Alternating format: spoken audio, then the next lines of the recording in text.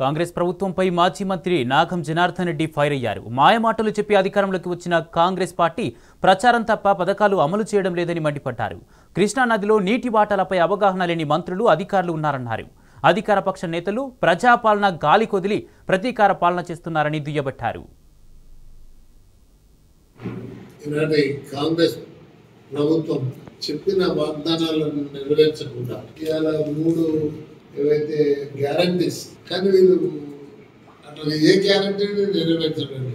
బస్సుది అంటే ఆడవాళ్లకు ఫ్రీగా ట్రావెల్ తప్పిస్తే ఇంకా ఏ గ్యారంటీ కూడా సరిగ్గా అమలు చేయలేదు. ఈరోజు ఎలక్ట్రిసిటీది కూడా 200 దానికి వీళ్ళు రుణమాఫీ 31,000 కోట్లు రుణమాఫీ చేస్తామని చెప్పి వాళ్ళ లెక్కల ప్రకారం చేసింది 17,000 కోట్లు.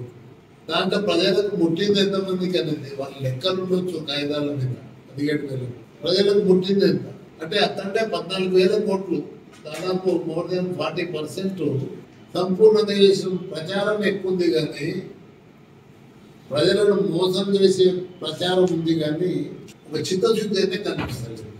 ఎలక్షన్ల కంటే బిఫోర్ రైతు బంద్ చేద్దామని చెప్పని అనాడున్న ప్రభుత్వం ఇంత డబ్బు ఉంటే దీన్ని అడుక్కున్నారు 7,000 కోట్లు.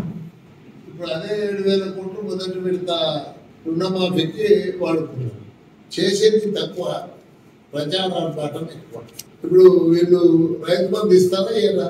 ఇప్పుడు ఆ రుణమాఫీ కూడా బాగాలేము అంటే భర్త మీద బంధు ఉండొచ్చు, వాళ్ళిద్దరు కలిపి 2 లక్షలకు మించి కావచ్చు అంటే ఇంకా వాళ్ళకు ఇప్పుడు అర్హత లేదు. కనీసం ఆ 2 లక్షల కన్నా వాళ్ళు రైతులే కదా, వాళ్ళు వ్యవసాయానికి పెట్టుబడి అయితే పెట్టిండ్రు కదా, ఆ 2 లక్షల కన్నా రుణాన్ని మాఫీ చేయొచ్చు కదా. ఇలా ఎప్పుడు ఇవ్వాలనే వీళ్ళు రైతు బంధు జూన్లో ఇవ్వాలి. జూన్లో ఇచ్చేది ఇంతవరకు మీరు ఇవ్వలేదు. ఆగస్టు ఎండింగ్ వచ్చేస్తుంది, సెప్టెంబర్ అక్టోబర్లో మళ్ళీ సెకండ్ క్రాప్ మళ్ళీ స్టార్ట్ చేయాల్సి వస్తుంది. అంటే వీళ్ళకు రైతుల ఎందు చిత్తశుద్ధి ఉందా లేదా అనేది క్వశ్చన్ మార్క్. ఎప్పుడు ఇస్తారు మళ్ళీ రైతు బంధు ఎప్పుడు ఇస్తారు అది కూడా చెప్తలేరు.